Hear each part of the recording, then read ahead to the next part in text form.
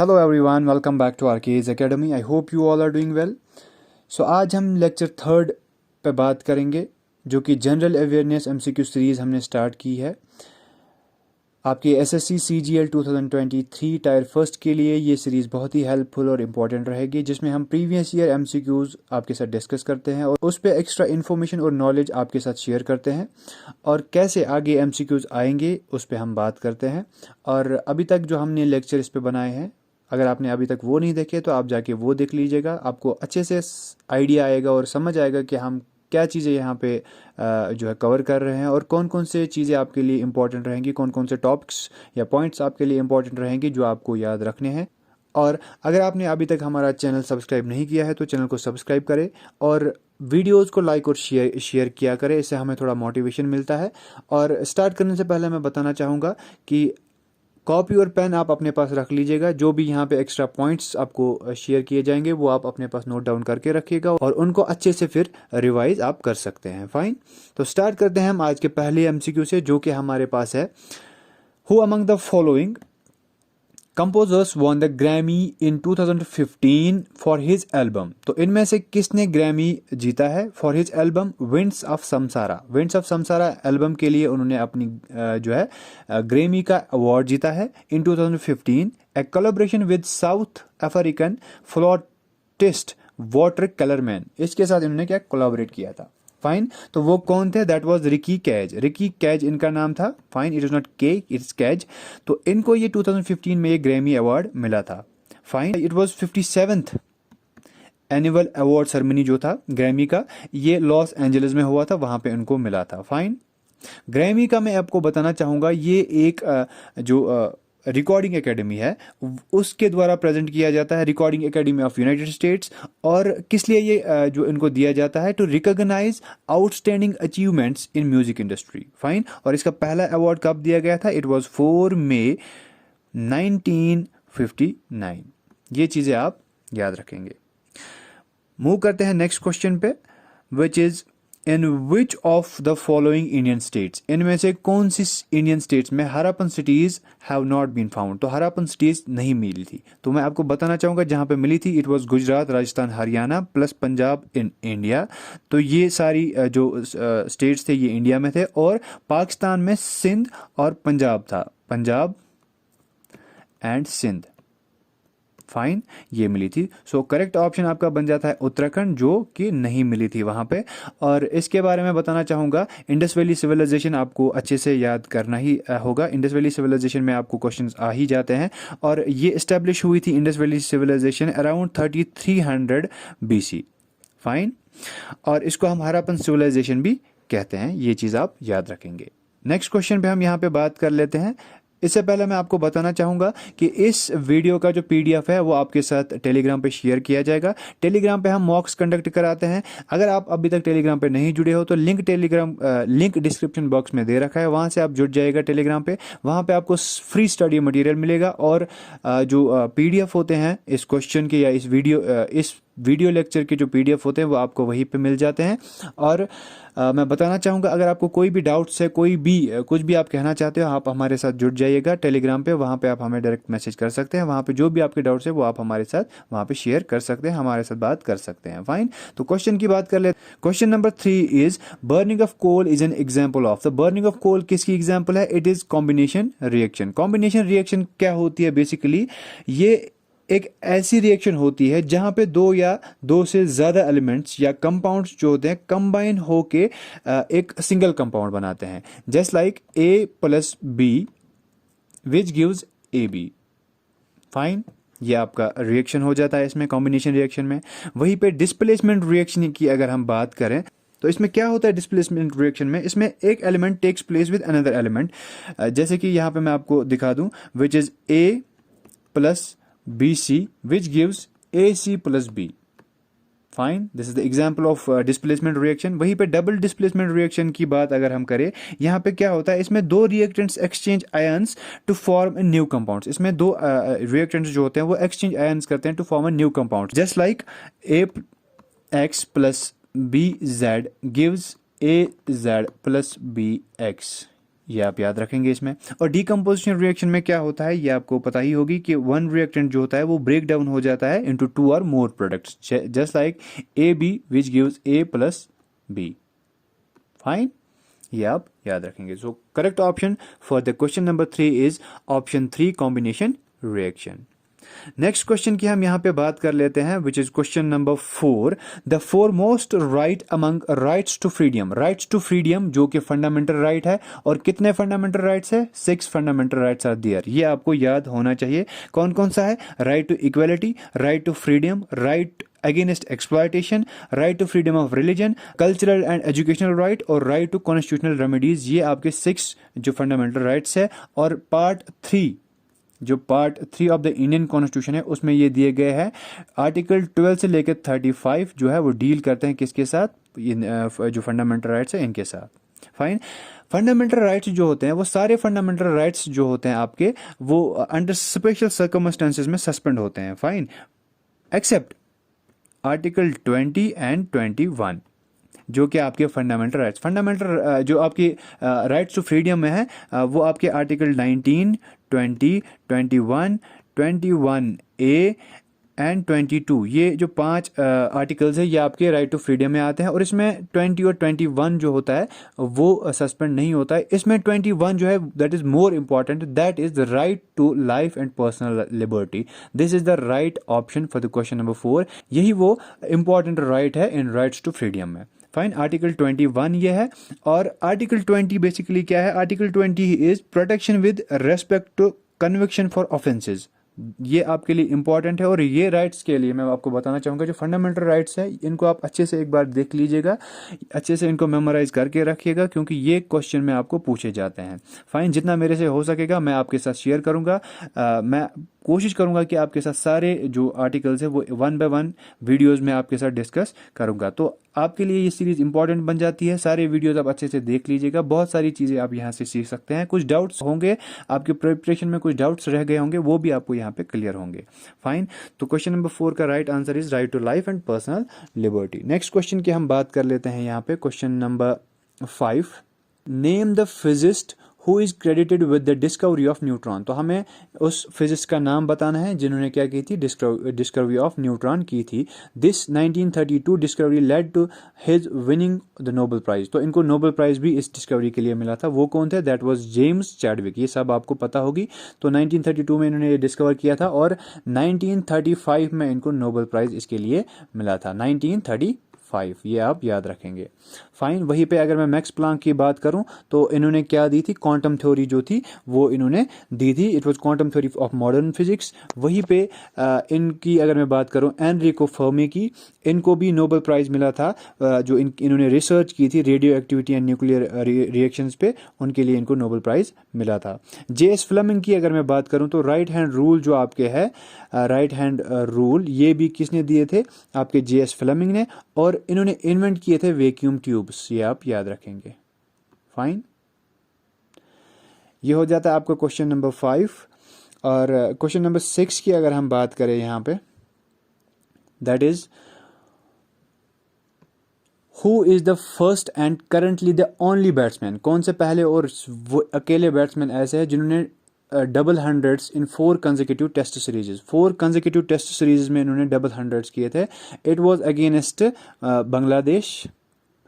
Fine, तो कौन थे वो? इंडिया के प्लेयर थे। इंडिया के वो कौन थे? That was Virat Kohli. विराट कोहली ने ये 4 कंसेक्यूटिव टेस्ट जो सीरीज में हंड्रेड्स किए थे, डबल हंड्रेड्स किए थे। फाइन, नेक्स्ट क्वेश्चन की हम बात कर लेते हैं।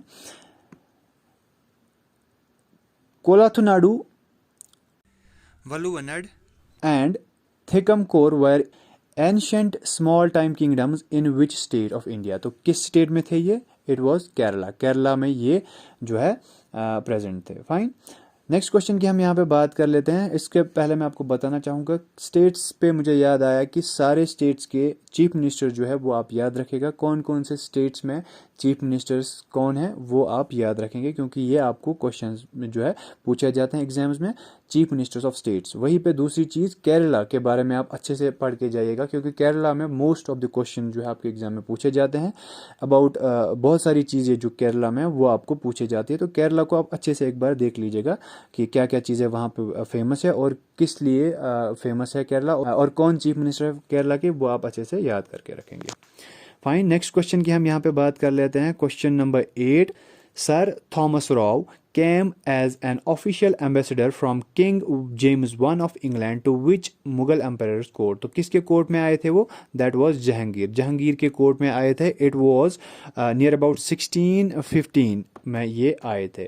थोड़ा सा यहाँ पे और भी जो रूलर्स थे इनके बारे में थोड़ा सा देख लेते हैं। ये मैंने आपके लिए यहाँ पे रखा है, ये देख लीजिए। इसका स्क्रीनशॉट उठा के आप जो है इसको मेमोराइज या नोट बना के आप इसको मेमोराइज कर सकते हैं, क्योंकि ये बहुत ही इंपॉर्टेंट है और बहुत बार ये क्वेश्चन जो है आपको पूछे जाते हैं। इनमें से कोई ना कोई क्वेश्चन आपको पूछा जाता है। जैसे कि शाहजहां अगर आप यहाँ पे देखेंगे तो इनका ओरिजिनल नेम था शहाबुद्दीन मोहम्मद खुरम, और ये कब रहे थे? 1628 to 1658 तक ये रहे थे। और यहाँ पे देख लीजिए, एक्सपेल्ड पोर्टुगीज फ्रॉम होगली, इन्होंने इनको एक्सपेल किया था।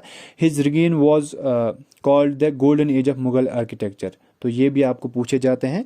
और इनके जो टाइम पे मोनूमेंट्स बने थे, that was Taj Mahal, red fort, Jama Masjid, जो है शीश महल, ये इनके टाइम पे बने थे। वहीं पे जहांगीर की अगर हम बात करें 1605 से लेकर 1628 तक ये रहे थे। Assumed the title of Nuruddin Muhammad, इनको टाइटल मिला था। Executed 5th Sikh guru Arjan Dev. Established a chain of justice called Zanjir Adil, इन्होंने किया था। Captain Hawkins and sir James, जो मैंने अभी बोला था, सर थॉमस राव और हाउकिंस इनके टाइम पे आए थे। और मोतीलाल मस्जिद लाहौर इन्होंने बनाई थी। फाइन। औरंगजेब की बात करें 1658 से लेकर 1707 तक ये रहे थे। Assume title of Alamgir, Alamgir का टाइटल औरंगजेब को मिला था। और दूसरा इनके लिए इंपॉर्टेंट है, जिंदा पीर भी इनको बोला जाता था। फाइन। इन्होंने जिजिया का जो ला था वो इन्होंने री इम्पोज किया था। Moti Masjid eight Delhi, fine. बडशाही मस्जिद, बीबी का मकबरा, ये भी इंपॉर्टेंट बन जाता है। ये 3 चीज़ें आप याद रखेंगे। फाइन। वहीं पे अकबर की बात करें 1556 से लेकर 1605 तक ये रहे। इनके टाइम पे आगरा फोर्ट बना था। और सेकंड बैटल ऑफ पानीपत जो थे वो इनके टाइम पे हुई थी। और इनको जो रिप्रेजेंट करने वाले थे वो थे बैराम खान, जो थे वो इनको रिप्रेजेंट कर रहे थे। Fort battle of Haldighati against Maharana Pratap. वहीं पे अबॉलिश्ड जजिया, जो इन्होंने वहाँ पे किया था, उन्होंने अबॉलिश किया। और ब्यूल्ट इबादत खाना इन्होंने ब्यूल्ट किए थे। और इस्टेब्लिश्ड एन ऑर्डर, दीनी इलाही का ऑर्डर इन्होंने इस्टेब्लिश किया था। और यहाँ पे इंट्रोड्यूस्ड मनसबदारी सिस्टम भी इन्होंने इंट्रोड्यूस किया था। ये आप इंपॉर्टेंट चीज़ें याद रखेंगे इन रूलर्स के बारे में, बहुत बार ये क्वेश्चन आपसे पूछे जाते हैं। फाइन। हम यहाँ पे जो क्वेश्चन है उसकी बात कर लेते हैं। क्वेश्चन 8 तो हमने डिस्कस किया कि सर थॉमस राव किसके टाइम पे आए थे? इट वाज जहांगीर के टाइम पे आए थे। नेक्स्ट क्वेश्चन की हम बात कर लेते हैं। क्वेश्चन नंबर 9 है, name the media company that purchased the legendary studio of 21st century fox. तो इन्होंने ये कब किया था? 2019 में ये किया था, एंड दैट वाज डिज्नी ने ये परचेज किया था। इसका जो हेड क्वार्टर है that is in California, USA। Fine. और इसके जो फाउंडर थे that was Walt and Roy O Disney. Fine.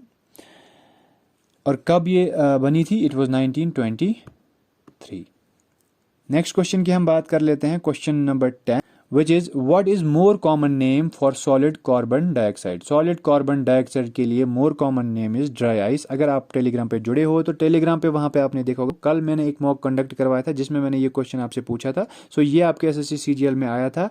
और ये क्वेश्चन ऐसे क्वेश्चंस बहुत आते हैं, तो इनको अच्छे से आप देख लीजिएगा। अगर आप हमारे वीडियोस कंटिन्यूसली देखते होंगे तो आपको बहुत इसके बारे में बहुत कुछ पता चल गई होगी। और बहुत सारे ऐसे केमिकल नेम्स हैं जिनका कॉमन नेम और केमिकल नेम और फॉर्मूला उनका मैंने आपके साथ शेयर किया हुआ है। टेलीग्राम पे भी मैंने इनका जो है जो फॉर्मूलाज और कॉमन नेम्स है वो शेयर किए हुए हैं। तो टेलीग्राम पे जुड़ जाइए, लिंक जो है डिस्क्रिप्शन बॉक्स में दे रखा है, बहुत हेल्प वहाँ पे आपको होगी। फाइन। तो यहाँ पे कुछ और भी है, जो जैसे कि क्विक सिल्वर की अगर मैं बात करूँ, it is common name for mercury, Hg। Mercury की बात मैं अगर करूं, it is the only metal which is liquid at room temperature, ये आप याद रखेंगे, ओनली मेटल है ये जो लिक्विड है रूम टेम्परेचर पे, और ये यूज़ कहाँ पे होता है, बैरोमीटर्स और थर्मोमीटर्स में ये यूज़ होता है। फाइन। इप्सॉम की अगर मैं बात करूं, ये मैग्नीशियम सल्फेट जो होते हैं उनके लिए ये कॉमन नेम है मैग्नीशियम सल्फेट, जिसको हम बाथ साल्ट भी कहते हैं।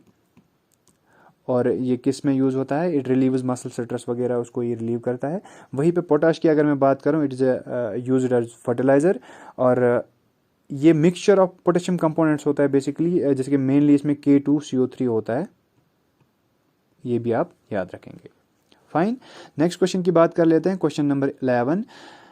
विच of these bones is not a part of human ear, human ear की बात कर रहे हैं, इनमें से कौन सी ऐसी बोन है जो ह्यूमन ईयर का पार्ट नहीं है, दैट इज फ्यूमर। अगर आप सबको पता होगी, क्योंकि femur is in present in thigh, और ये स्ट्रॉन्गेस्ट एंड लॉन्गेस्ट बोन है ह्यूमन बॉडी की। फाइन, स्ट्रॉन्गेस्ट एंड लॉन्गेस्ट, और ये तीन जो है ये मिडल ईयर के बोन्स है, मेलस इनका स्टेप्स, ये मिडल ईयर के बोन्स है, ये आप याद रखेंगे। फाइन। नेक्स्ट क्वेश्चन की यहाँ पे बात कर लेते हैं, question number 12। Which of the following books is not written by Salman Rushdie, Salman Rushdie के बारे में क्वेश्चन आया था कि कौन सी बुक उन्होंने नहीं लिखी है, तो that is an area of darkness is the book जो इन्होंने नहीं लिखी थी। ये किसने लिखी थी, दैट वॉज V.S. नाइपॉल, इन्होंने ये बुक लिखी थी। फाइन। बाकी जो ये तीन बुक्स थे वो उन्हें नहीं लिखे थे। नेक्स्ट क्वेश्चन पे यहाँ पे बात करते हैं, question number 13। The world food programme WFP is food assistance branch of the United Nations. तो WFP क्या है, food assistance branch of United Nations, where it is head quarter. अब हमें इसका हेड क्वार्टर बताना है वो कहाँ पे है। सो इसका राइट ऑप्शन है that is Rome, Rome Italy में इसका जो है हेड क्वार्टर है। फाइन। बाकी यहाँ पे जो कंट्रीज़ है उनको मैं देख लेता हूँ कि कहाँ कहाँ पे कौन कौन सी, अगर आप ऐसे ही याद रखेंगे। ब्रुसेल्स में जो है नेटो है, नेटो का फुल फॉर्म आप मुझे कमेंट्स में बता दीजिएगा, नेटो का फुल फॉर्म आपको कमेंट्स में बताना है। फाइन, ये आपके लिए आज का क्वेश्चन है। वहीं पे अगर मैं इसकी बात करूं, जो WFP था, it was establish in 1961। Fine, ये आप याद रखेंगे। यहाँ पे मैं पेरिस की अगर बात करूं, पेरिस में है यूनेस्को। फाइन। न्यूयॉर्क की बात करो, न्यूयॉर्क में कौन कौन से है, UNO आपके न्यूयॉर्क में है, यूनिसेफ जो है वो न्यूयॉर्क में है। इनके जो हेड क्वार्टर्स ये आप याद रखेंगे। वहीं पे और एक मुझे याद है, दैट इज़ UNFPA, ये भी आपको कहाँ पे हेड क्वार्टर्ड है, न्यूयॉर्क में। फाइन। तो कुछ ऐसे ऑर्गेनाइजेशंस, इनको आप देख लीजिएगा अच्छे से कौन कौन सा हेड क्वार्टर कहाँ पे है। नेक्स्ट क्वेश्चन की बात कर लेते हैं, question number 14। What is the uniform GST rate that has been fixed up for lottery prices by the GST council. तो GST काउंसिल ने कौन सी फिक्स्ड रेट जो है लॉटरीज के लिए की। सो इसका जो राइट ऑप्शन है दैट इज 28%। 28% इन्होंने ये किया था। ये एक नोटिफिकेशन आई थी 24 Feb 2020, और किन के द्वारा आई थी, central board of indirect taxes. GST की बात अगर हम करें, GST बेसिकली है क्या, इट इज़ इनडायरेक्ट टैक्स। अगर आपने इकोनॉमिक्स पढ़ी होगी, direct tax indirect tax, it is जो है गुड्स एंड सर्विस टैक्स हम इसको बोलते हैं, इट इज़ इनडायरेक्ट टैक्सेस। और इंट्रोड्यूस कब किया गया था ये, इट वॉज 1 जुलाई 2017। फाइन। हमारे पास जो है 4 टैक्स स्लैब्स है, ये आपको याद रखने हैं, 5% और है 12%, 18%, 28%, ये आपको याद रखना है। और Assam was the first state जिन्होंने क्या किया था, इसको रेटिफाई किया था, GST बिल को रेटिफाई किया था इन 12 अगस्त 2016, ये आप याद रखेंगे। नेक्स्ट क्वेश्चन की हम यहाँ पे बात कर लेते हैं, question number 15। From India who inaugurated the Kartarpur corridor and flagged off the first set of pilgrims to the final resting place of Sikhism founder Guru Nanak Dev। तो दैट वाज नरेंद्र मोदी, पाकिस्तान तब के जो पाकिस्तान के प्राइम मिनिस्टर थे इमरान खान, उनके साथ इन्होंने किया था। और अभी के पाकिस्तान के जो प्राइम मिनिस्टर है दैट इज शहबाज शरीफ। ये भी आपको क्वेश्चन है जो है पूछा जा सकता है, तो इसको भी आप याद रखिएगा। फाइन। नेक्स्ट क्वेश्चन की यहाँ पे हम बात कर लेते हैं, which is question number 16। In which year Sanchi was discovered after being abandoned for nearly 600 years? So कौन से ईयर में ये जो है डिस्कवर की गई थी? It was 1818। 1818 में जो है ये डिस्कवर की थी by general Henry Taylor. Henry Taylor जो थे उन्होंने ये डिस्कवर की थी। नेक्स्ट क्वेश्चन की हम बात कर लेते हैं, question number 17। Which of these words refers to scientific study of domestic dogs? तो डोमेस्टिक डॉग्स के बारे में आपको बताना है, इनमें से कौन सी जो साइंटिफिक स्टडी है डोमेस्टिक डॉग्स के लिए होती है, दैट इज साइनोलॉजी। साइनोलॉजी क्या होती है? Study of dogs. Scientific name जो है डॉग का वो आपको मैं बता दूं, दैट इज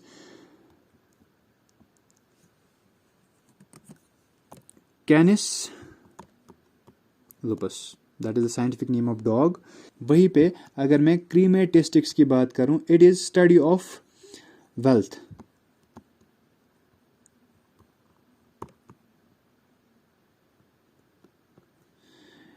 क्रेनियोलॉजी की अगर मैं बात करूं, it is study of different shapes and sizes of human cycles. Different shapes and sizes of human cycles, ये आप याद रखेंगे। और कार्पोलॉजी की अगर मैं बात करूं, it is study of structure of seed and fruits. जो सीड और फ्रूट्स होते हैं उसका स्ट्रक्चर की स्टडी करना, उसको हम क्या बोलते हैं? कार्पोलॉजी। फाइन। नेक्स्ट क्वेश्चन की हम यहां पे बात कर लेते हैं, which is question number 18। The Araku Valley, a tourist resort, is located near which of these cities in South India? तो कौन सी सिटी में है वो? That is Visakhapatnam. Visakhapatnam is district of Andhra Pradesh, ये आपको याद रखना है। आंध्र प्रदेश की ये डिस्ट्रिक्ट है, वहाँ पे है अराकू वैली, ये एक हिली स्टेशन है, वहाँ पे ये जो है विशाखापट्टनम में ये प्रेजेंट है। इट इज़ फेमस फॉर बुरा केव्स के लिए ये फेमस है, और यहाँ पे जो प्रेजेंट है कहाँ पे है ये? अनंतगिरी हिल्स जो है ईस्टर्न घाट्स में, उसमें ये प्रेजेंट है। फाइन। क्वेश्चन नंबर 19 की बात कर लेते हैं। प्रोलिफिक इंडियन पेंटर मकबूल फिदा हुसैन, MF हुसैन के नाम से ये जाने जाते हैं, MF Hussain, predominantly used which of these animals to depict a lively and freely spirit in his paintings? तो वो किस जो एनिमल की जो है को डिपिक्ट करते थे पेंटिंग्स के लिए? That was horses. हॉर्सेस के लिए, हॉर्सेस को ये डिपिक्ट करता था फॉर हिज जो है पेंटिंग्स। फाइन। नेक्स्ट क्वेश्चन की हम बात कर लेते हैं, last question for today's lecture. It is the ruins of ancient city of Hampi, capital of Vijayanagara, is located in which present day Indian state? तो कौन से प्रेजेंट डे इंडियन स्टेट में ये प्रेजेंट है? हम्पी, ठीक है, कैपिटल ऑफ विजयनगरा। तो it is in Karnataka, Karnataka में ये प्रेजेंट है, ये आप याद रखेंगे। So this was all about today's lecture. उम्मीद है आपने बहुत कुछ सीखा होगा यहाँ से, और बाकी वीडियोज भी आपने देखे होंगे। चैनल को अगर अभी तक सब्सक्राइब नहीं किया तो चैनल को सब्सक्राइब करें, और वीडियो को लाइक और शेयर करें। टेलीग्राम पे जुड़ जाएगा, टेलीग्राम पे जुड़ना आपके लिए बहुत ही इंपॉर्टेंट है। मिलते हैं अगले वीडियो में। Till that, take care. Thank you so much.